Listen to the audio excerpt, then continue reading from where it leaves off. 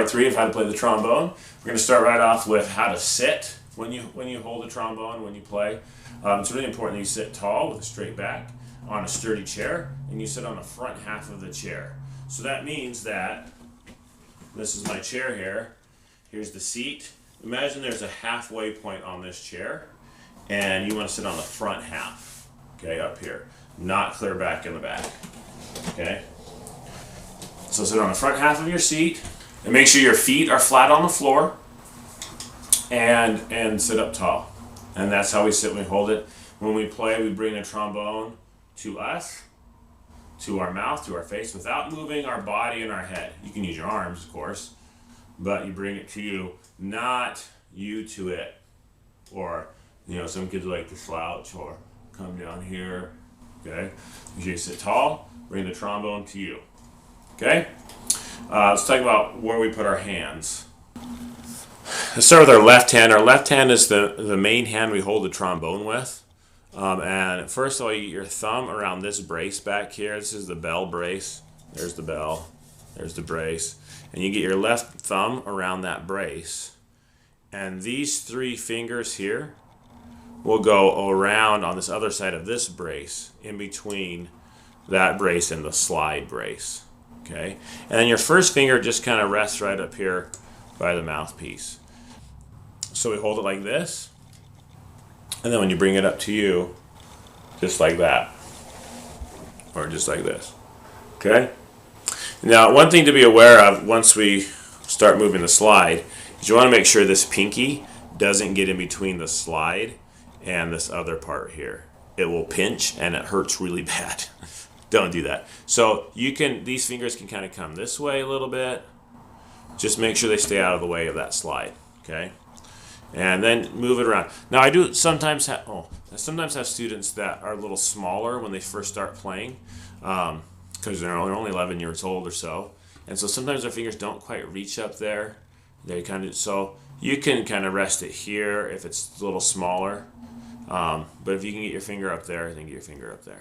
So now we got the left hand down, and you use this pinky here to hold the slide when the slide lock's not on, like when you're playing and stuff. And then when you play, you just move that pinky out of the way, and then you play. So with your right hand, just think of these 2 fingers and your thumb. And the 2 fingers go on this side of the slide brace, and your thumb on the other side. And that's how you move the slide, okay? So you just play it just like that when it's up there. So we're going to sit tall. We're going to hold our trombone the right way with this left hand, and that's, again, the primary hand that holds the trombone is your left arm and left hand. And you hold it up, and this right hand goes on the slide right here. So in band, you're going to have a stand that's going to have your music on it. And so when you play the trombone with that stand, you're going to make sure that this slide is on your left. In the video, it's going to look like the right, but it's your left of this stand post. And the reason for that is because you have this big bell right here. If I put the slide on the other side, then this bell's going to get away of my music, and I'm not going to be able to see it, right? So you put the slide goes on the left of this stand post, and as you play, think of the sound coming kind of to this part, like a little bit below the stand and a little bit to the left side of the stand. That's where you want your sound to go when you play, okay? And then you'll be fine. You should be able to see your music, look up, see the director, and be able to play. So just briefly, we're going to talk a little bit about airflow and how to make the right kind of sounds when we play the trombone. So air is really important when playing a wind instrument. You got to have enough air in to blow air out. So practice taking a few really deep breaths through your mouth. So you just breathe in and then relax. And this time do it again and try and breathe in as much air until you don't have any room for any more air. Ready? Go. And relax. And you want to try and remember to always take in lots of air before you play. Once we start playing more and more, you'll get used to maybe sometimes taking little sips of air. And we want to avoid that. We want to take lots of air, because that's what powers our instrument. Air is the fuel for our instrument. So take in as much air as you can and blow, and make sure you have enough airflow through your instrument. Once you have the airflow and once we start blowing it, we're going to do something It's going to sound a little like this, and I'm going to do it, and then you go ahead and try it. It goes like this. Give that a try. Now you might be thinking, well, what are you doing? Just try and make that sound, and then blow lots of air with it.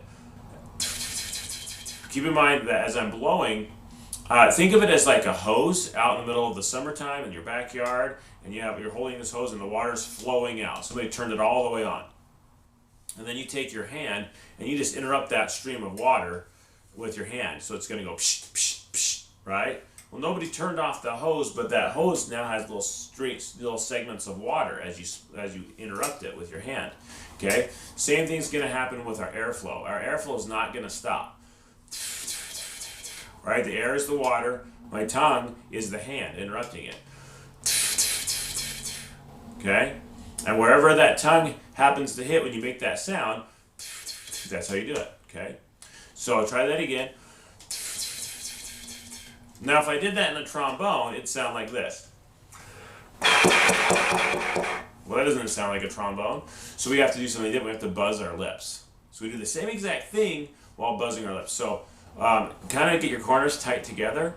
Form your mouth like when you say the letter M, how you end with that letter, M. Your corners kind of go back, your lips are together. So do that and then do that, but push your lips together. Okay, try that a few times. And try and do it for a long amount of time, see what happens, okay? And once you get that down, then we can start talking about using the mouthpiece and then eventually using the whole trombone. So practice that, practice the buzzing as much as you can, and then we'll practice some more things in our next video. So catch me on that one, and we'll keep learning some new stuff.